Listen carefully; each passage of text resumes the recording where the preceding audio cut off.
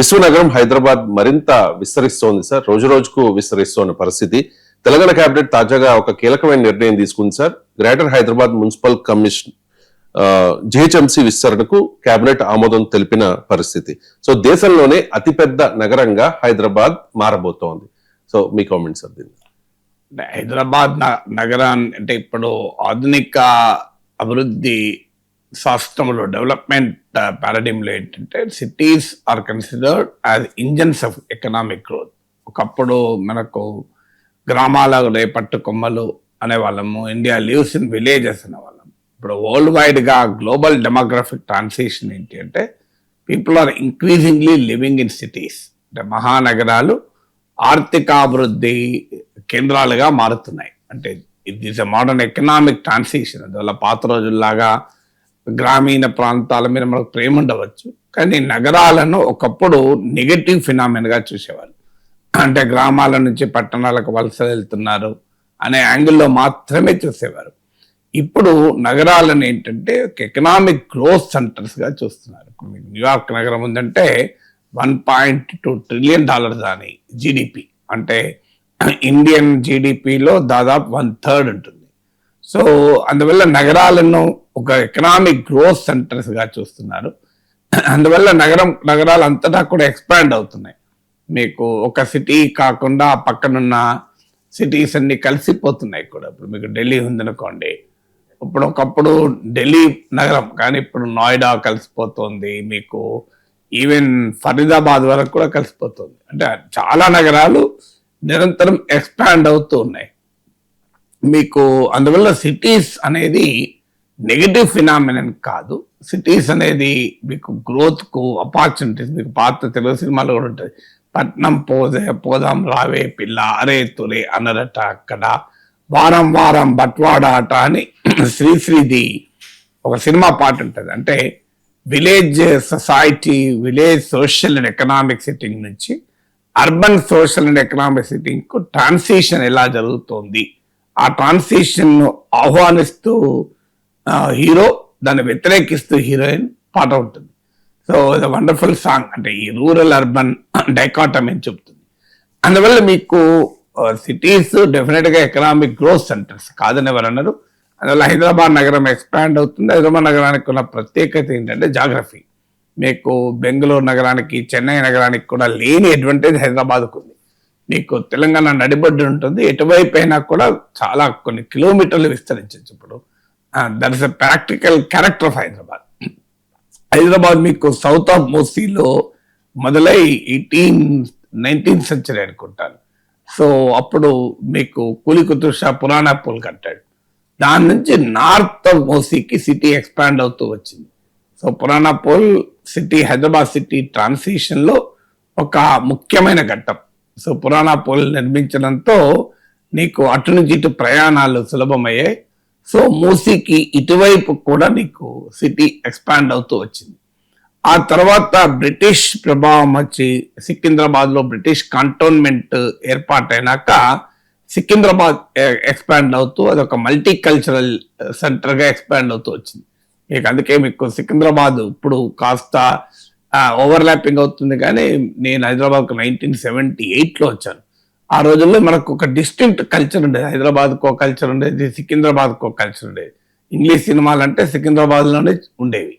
హైదరాబాద్లో 1-2 థియేటర్ల మినహా ఉండేది కాదు. హిందుస్థానీ సినిమాలు మీకు హిందీ, తెలుగు సినిమాలు హైదరాబాద్లో ఉండేది. సికింద్రాబాద్ ఒక యూనిక్ క్యారెక్టర్ ఉండేది. సో అక్కడున్న కల్చర్. సో అలా సికింద్రాబాద్ ఒక బ్రిటిష్ లెగసీలో భాగంగా మీకు ఒక మల్టీ కల్చర్. మీకు తమిళ్ పాపులేషన్ ఎక్కువ ఉంటారు, మలయాళీ పాపులేషన్, వీళ్ళు కూడా సికింద్రాబాద్లో ఎక్కువ ఉంటారు. సో ఆ తర్వాత మీకు సైబరాబాద్ ఎమర్జ్ అయింది. ఇన్ఫర్మేషన్ టెక్నాలజీ ఏర్పడడంతో మీకు వెస్టర్న్ పార్ట్ ఆఫ్ హైదరాబాద్ కూడా ఎక్స్పాండ్ అవుతూ వచ్చింది. గచ్చిబౌలి, సైబరాబాద్, కోకాపేట్, కొల్లూరు, ఇప్పుడు మీకు అక్కడ దాకా వెళ్ళిపోయింది. మొయినాబాద్ ఇవన్నీ కలిసిపోయాయి మీకు. సో శంకరపల్లి వరకు కూడా సిటీ కలిసిపోయింది మీకు. సో హైదరాబాద్లో ఎప్పుడైతే ఈ డెమోగ్రఫీ ప్రెషర్ పెరుగుతుందో ఈవెన్ ఓఆర్ఆర్ దాటి కూడా సిటీ ఎక్స్పాండ్ అవుతూ వస్తుంది. మీకు అమెరికన్ ఫినామినా, మీకు అమెరికాలో డౌన్ టౌన్ అని ఉంటుంది, మిగతా ప్రాంతాలు కొద్దిగా విసిరేసినట్టు ఉంటాయి.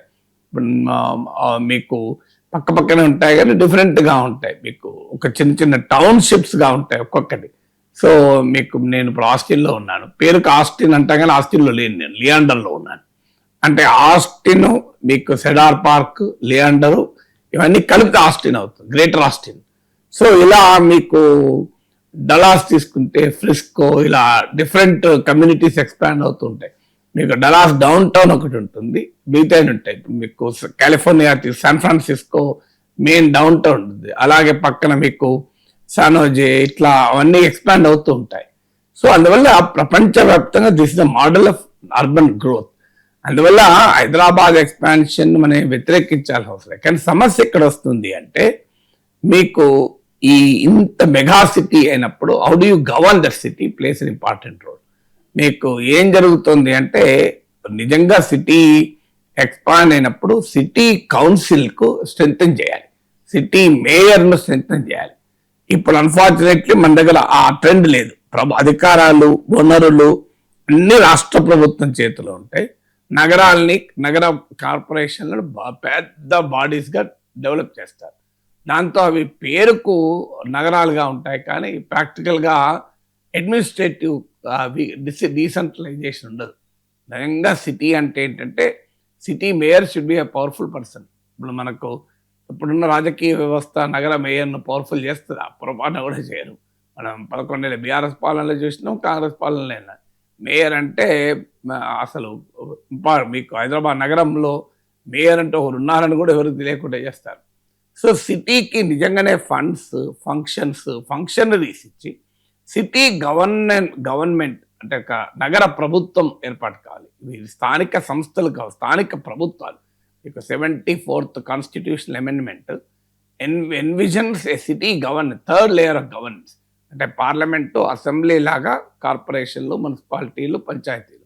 So they have an equal stature. మీకు ఇంట్రెస్టింగ్ ఏంటంటే, ఈవెన్ స్టేట్ ప్లానింగ్ బోర్డుకు స్టాట్యుటరీ రికగ్నిషన్ ఉండదు, కానీ మీకు సిటీలో ఉండేటువంటి వాటికి ఇంకెక్కువ రికగ్నిషన్ ఉంటుంది. కానీ అన్ఫార్చునేట్లీ ఆ 74th కాన్స్టిట్యూషనల్ అమెండ్మెంట్ అమలు కాలేదు. సిటీలకు అధికారాలు ఉండవు, విధులు ఉండవు, వనరులు ఉండవు, సిబ్బంది ఉండవు. ఎలా సిటీ నడుస్తుంది? సిటీ పైన రెస్పాన్సిబిలిటీ విపరీతంగా పెంచుతాం, కానీ సిటీ డీసెంట్రలైజ్ కాదు.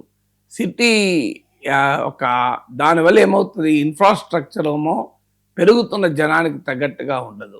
సో ఈ గందరగోళం నుంచి బయటపడాలంటే ఏ సిటీ ఎక్స్పాండ్ కావడం ఒకటే కాదు, సిటీ హారిజంటల్ ఎక్స్పాన్షనే కాదు, మీకు సిటీకి డీసెంట్రలైజేషన్ కూడా చాలా కీలకం. ఒక నగర ప్రణాళిక ఉండి ఆ నగర ప్రణాళిక నగర ప్రభుత్వం అమలు చేయగలగాలి. సో నగరాన్ని ఒక యూనిట్గా తీసుకుని విజువలైజ్ చేయగలగాలి. అంటే అర్బన్ స్పేసెస్ ఎట్లా ఉండాలి, ఎన్ని రకాల అర్బన్ స్పేసెస్ ఉండాలి. ఇప్పుడు సిటీకి ఉండేటువంటి శాటిలైట్ టౌన్స్ అంటారు. శాటిలైట్ టౌన్స్ ఒక కంప్లీట్ అర్బన్ స్పేసెస్ లాగా ఉన్నాయనుకోండి, నీకు ఆ సిటీ హెల్తీ గ్రోత్ ఉంటుంది. మీకు మొబిలిటీ ఉండాలి, సీమ్లెస్ మొబిలిటీ ఉండాలి. నువ్వు సిటీని పెద్దగా చేసి రవాణా సదుపాయం సరిగా లేదనుకోండి, సిటీ ఒక బర్డన్గా మారిపోతుంది.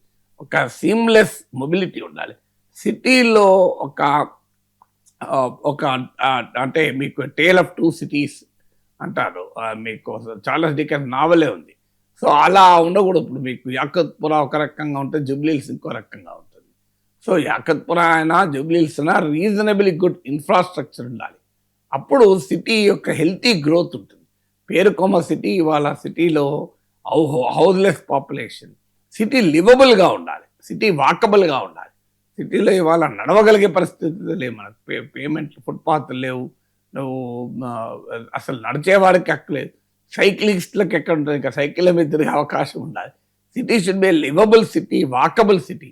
ఇలా మీకు లివబుల్గా ఎంత మేరకు ఉంది. ఇప్పుడు రెంటల్, ఇప్పుడు మీకు న్యూయార్క్ లాంటి సిటీలో జవహర్లాల్ మమ్దాని రైజ్ చేసిన అంశం అదే కదా, అఫోర్డబిలిటీ అనేది ఒక ఇష్యూ. అంటే సిటీ ఎకనామిక్ ఆపర్చునిటీస్ ఇస్తుంది, అదే సమయంలో సిటీలో కాస్ట్ ఆఫ్ లివింగ్ పెరుగుతుంది. ఇప్పుడు హైదరాబాద్లో ఈ రియల్ ఎస్టేట్ బూమ్ స్పెక్యులేషన్ వల్ల అసలు ఇల్లు కొనడం అనేది హైదరాబాద్లో ఒక middle class, lower middle class సాధ్యమే కాకుండా చేసి పడేశాం. సో దాంతో మీకు లగ్జరీ సెగ్మెంట్స్ ఏమో ఎవాల్వ్ అవుతున్నాయి. మీకు సిటీ అవుట్స్కర్ట్స్లో విల్లాస్, 60 అంతస్తుల మల్టీ స్టోరీ బిల్డింగ్స్ అవుతున్నాయి. కానీ ఇవాళ ఒక చిన్న రూము 6,000 రూపాయలు 7,000 రూపాయలు రెంట్ ఉంటుంది. ఎలా బతుకుతాడు? ఒక సిటీలో ఉండే ఇన్ఫార్మల్ ఎకానమీ చాలా పెద్దగా ఉంటుంది. ఏదో చిన్న చిన్న పనులు చేసుకొని వ్యాపారాలు చేసుకొని బతుకుతుంటారు. వాళ్ళు 6,000-7,000 రూపాయలు పెట్టి రెంట్ ఎలా ఉండగలుగుతారు? ఆ government of India schemes rental హౌజులను కట్టాలని ఒకప్పుడు హౌసింగ్ బోర్డులు ఉండేవి. Low income groups, middle income groups, high income groups కానీ మీకు హైదరాబాద్ అంతటా కనబడతాయి. మీకు ఈవెన్ నిజాం టైంలోనే వరదలు వచ్చినప్పుడు కాచిగూడలో మీకు హౌసింగ్ ప్రోగ్రామ్ ఇప్పటికీ ఉన్నాయి. ఆ ఇల్లు నిజాం కాలంలో కట్టినటువంటి ఇల్లు. ఇది కాకప్పుడు మీకు ముంజంజాయి మార్కెట్, బాగలింగంపల్లి, కుక్కట్పల్లి, మీకు సంజీవరెడ్డి నగర్, మౌలాలి హౌసింగ్ బోర్డు కనబడుతుంది. వాళ్ళ మామూలు కాస్ట్ లేవు. ఒకప్పుడు ఎల్ఐజీ లేవు. లో income group, middle income group, high income group, Kukatpally ఎన్ని ఫేజుల్లో ఎక్స్పాండ్ అయింది చూడండి. అలా ప్రభుత్వము ప్రొయాక్టివ్గా ప్రజలకు housing కల్పించగలగాలి.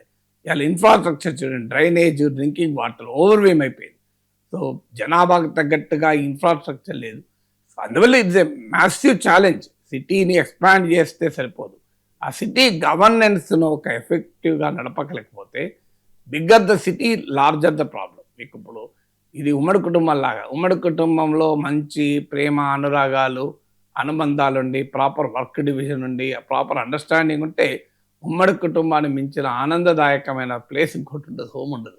It's a very happy home.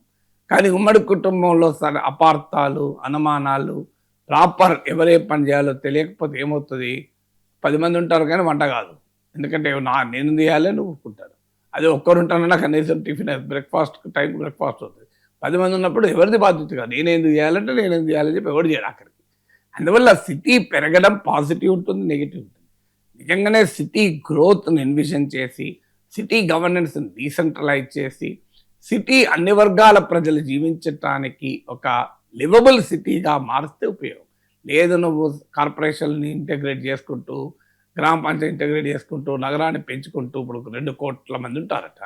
2 కోట్ల నుండి ఒక మొబిలిటీ సరిగా లేక అర్బన్ హెల్త్ సెంటర్స్ ఉండాలి, అర్బన్ స్కూల్స్, సిటీలో ఒక మంచి స్కూల్ ఉండాలి. ఇవాళ ఇంటర్నేషనల్ స్కూల్ డెవలప్ అవుతున్నాయి. గవర్నమెంట్ స్కూళ్ళలో ఇన్ఫ్రాస్ట్రక్చర్ లేదు. అందువల్ల సిటీని యొక్క మోడల్ ఆఫ్ ఎకనామిక్ గ్రోత్ అనేది చాలా కీలకమైనది. నేను ఇంతకుముందు చెప్పినట్టు వాకబుల్ ఒక హైదరాబాద్లో నడుచుకుంటూ పోగలమా? హైదరాబాద్లో సైకిల్ మీద పోగలమా? హైదరాబాద్లో సమయానికి చేరగలమా? ఇవన్నీ క్వశ్చన్. సేఫ్టీ యొక్క ప్రధానమైన అంశం. సో ఇవన్నీ ఫ్యాక్టర్స్ని దృష్టిలో పెట్టుకున్నప్పుడు నగరాన్ని విస్తరించడం సరిపోదు. నగరాన్ని ఒక సంతోషంగా జీవించగలిగే ప్లేస్ అన్ని వర్గాలకు ఉండాలి.